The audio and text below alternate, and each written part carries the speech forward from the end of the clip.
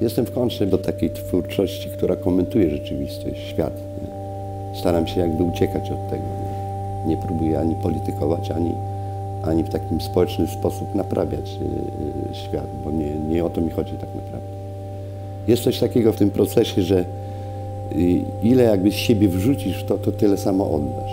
Bardziej mnie interesuje człowiek do środka i od środka niż to, co się dzieje na ulicy. Ja tego nie czuję i też specjalnie w to nie wchodzę. Po prostu ta przestrzeń mnie w ogóle nie interesuje. Ani sztuka krytyczna, ani sztuka, która komentuje rzeczywistość. Chcę jakby wyjść poza tą rzeczywistość, oczywiście tworząc jednocześnie tą własną rzeczywistość. Nie potrafię czasami określić tej rzeczywistości, bo ona jest kompletnie wyzwolona, więc jeżeli cokolwiek się określa, to się zamyka. Więc spróbuję tego nie zamykać. Muszę po tym obrazie chodzić, muszę jakby być w nim, być jakby w którymś momencie całością, nie? Że nie ma tej przerwy między materią a tym, który ją powoduje. Nie? Takie właśnie koło zamknięte. Ja mam taką właśnie formę, że muszę być całkowicie wyczyszczony, żeby coś ruszyć. Nie? Inaczej nie potrafię. Jak się pojawiam tutaj, to staram się właściwie wszystko wyczyścić głowę, nie? Z wszystkich problemów zewnętrznych.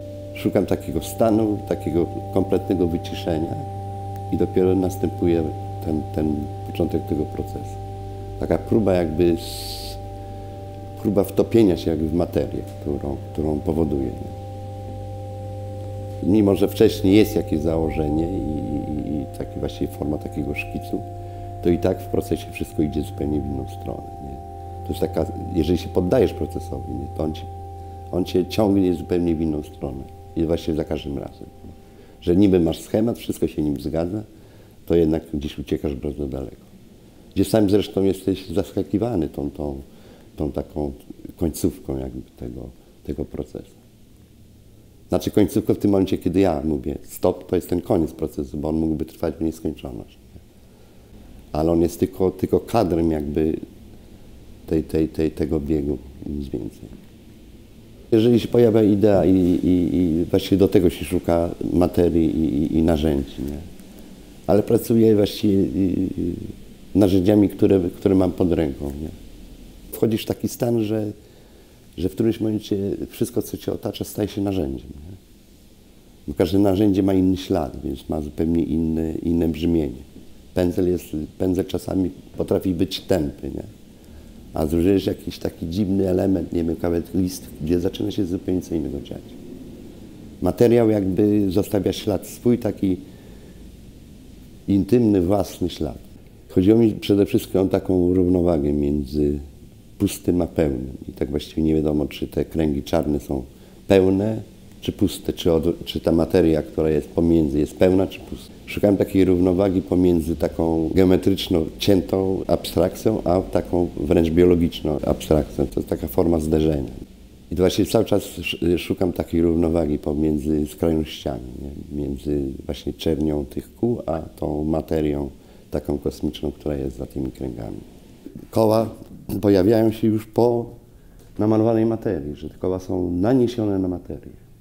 Tak jakbym część tej materii zamykał albo zabierał. I to jest ta krawędź, która mnie interesuje między tą materią, a taką ostrą, wyciętą linią takiej geometrii.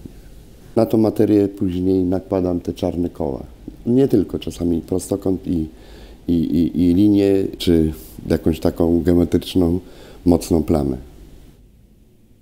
Przez tą materię, którą się steruje w procesie, to mam wrażenie, że tam jest zapisana energia, która później przechodzi na odbiorcę. Ja ją tą energię oddaję.